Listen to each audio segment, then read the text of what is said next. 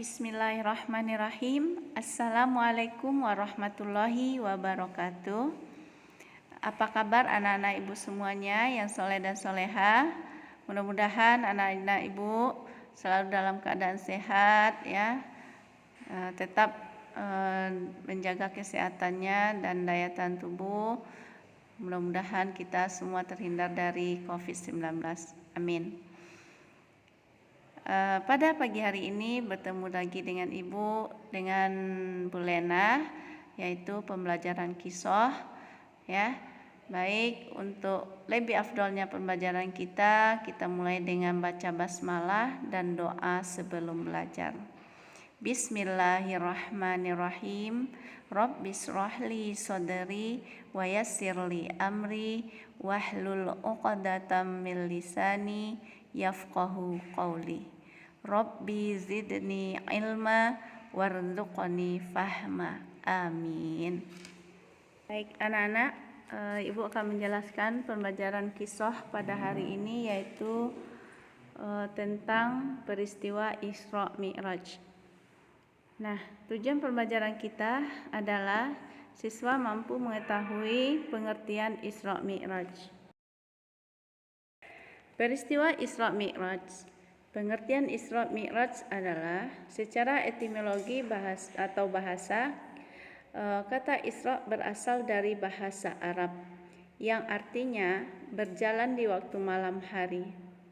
Sedangkan secara istilah, perjalanan pada waktu malam hari yang dilakukan oleh Nabi Muhammad SAW dari Masjidil Haram ke Mekah atau ke Masjidil Aqsa yang sekarang disebut dengan Palestina. Pengertian Mi'raj. Mi'raj berasal dari bahasa Arab, yaitu artinya adalah tangga atau sesuatu yang biasa digunakan untuk naik dari bawah ke atas. Ini dijelaskan dalam surah Al-Ma'arij ayat 3. Sedangkan Mi'raj menurut istilah syariah artinya perjalanan Nabi Muhammad SAW pada malam hari dari bumi atau dari alam bawah ke langit ketujuh sampai ke Sidratul Muntaha, yaitu alam atas. Nah, sekarang proses dari Masjidil Haram ke Masjidil Aqsa. Dari Masjidil Haram ke Masjidil Aqsa, yaitu melewati planet-planet dan ruang angkasa. Kemudian naik kembali ke Baitul Ma'mur, Sidratul Muntaha, Arasy, hingga di kursi untuk menghadapi Allah Subhanahu wa taala. Sebab-sebab Allah Subhanahu wa taala mengisra mi'rajkan Nabi Muhammad SAW. Yang pertama, menghibur hati Rasulullah yang sedang berduka karena kehilangan dua orang yang sangat dicintainya dan yang selalu mendukungnya dalam berdakwah, yaitu Abu Thalib dan Siti Khadijah. Abu Thalib ini adalah pamannya, sedangkan Siti Khadijah adalah istrinya Nabi Muhammad. Kemudian yang kedua, menunjukkan Maha kuasaan Allah Subhanahu wa taala kepada para penentang dakwah Rasulullah sallallahu alaihi wasallam. Lanjut yang ketiga, Allah memberikan perintah salat yang sangat penting secara langsung. Dan yang keempat, pada tanggal 27 Rajab, Nabi sedang duduk di Hatim atau Ka'bah yang ditemui oleh malaikat Jibril yang mengatakan bahwa Allah ingin jumpa dengan beliau. Yang kelima, malaikat Jibril memanggil Burak. Nah, Burak ini adalah kendaraan yang dipakai oleh Rasulullah atau yang ditumpangi oleh Rasulullah untuk naik ke Sidratul Muntaha. Selanjutnya, ciri-ciri burak. Nah, ciri-ciri burak ini yang pertama, sejenis kuda dan mempunyai 2 buah sayap. Kemudian, wajah dan kepalanya berbentuk manusia. Kemudian ciri-ciri yang ketiga, memiliki kecepatan yang sangat cepat, melebihi kecepatan apapun kendaraan yang ada di dunia. Baik anak-anak, selanjutnya peristiwa penting dalam Isra Mi'raj. Nah, ini perlu anak-anak ibu ketahui. Yang pertama, Rasulullah berhenti di 5 tempat. Tempat yang pertama yaitu kota Yathrib. Yang keduanya tempat kota Madian. Yang ketiga Tursina. Yang keempat Baitem. Yang kelima Masjidil Aqsa. Jadi ada tempat pemberhentian Rasulullah ketika pergi Isra Mi'raj atau naik ke Sidratul Muntaha.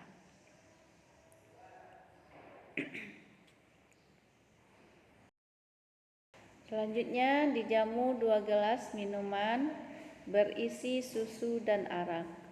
Kemudian melewati makam Siti Masitoh yang harum dan melihat orang yang panen padi terus-menerus dan melihat orang yang memukul kepalanya hingga berdarah.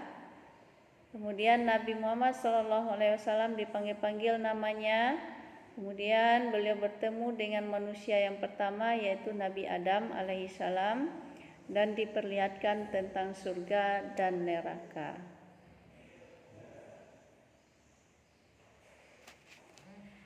Yang keduanya Rasulullah SAW bertemu dengan Allah Subhanahu wa taala. Langit yang pertama bertemu dengan Nabi Adam alaihi wasallam.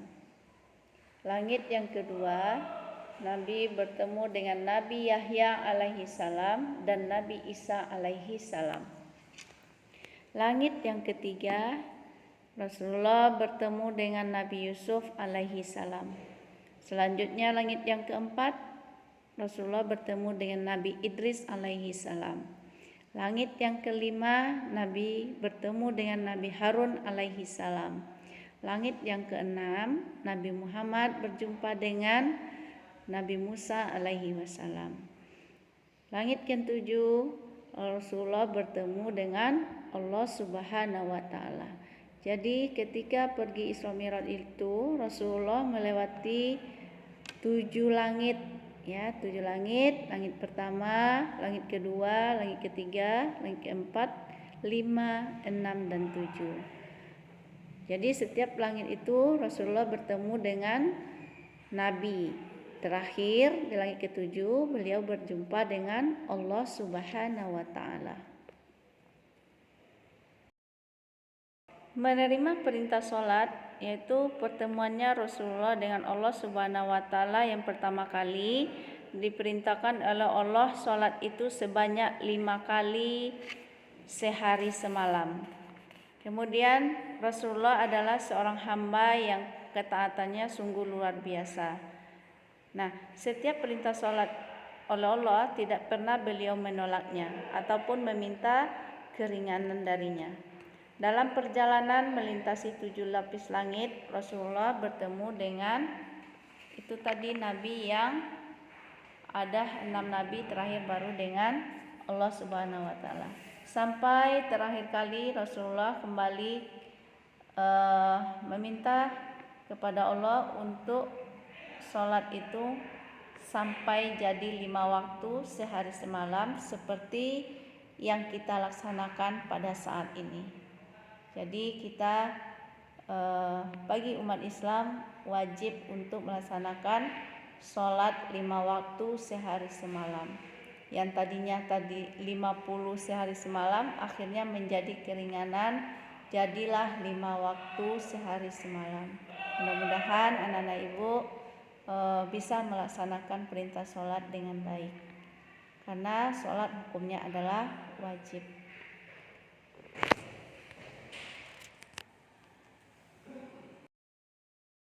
Baik, terima kasih. Pembelajaran kita Ibu cukupkan sampai di sini. Nanti pesan Ibu tetap membaca rangkuman yang Ibu berikan untuk lebih sempurna lagi ya. Lihat rangkuman, dibaca kembali untuk lebih paham lagi. Terima kasih. Ibu tutup dengan wabillahi taufik wal hidayah. Wassalamualaikum warahmatullahi wabarakatuh.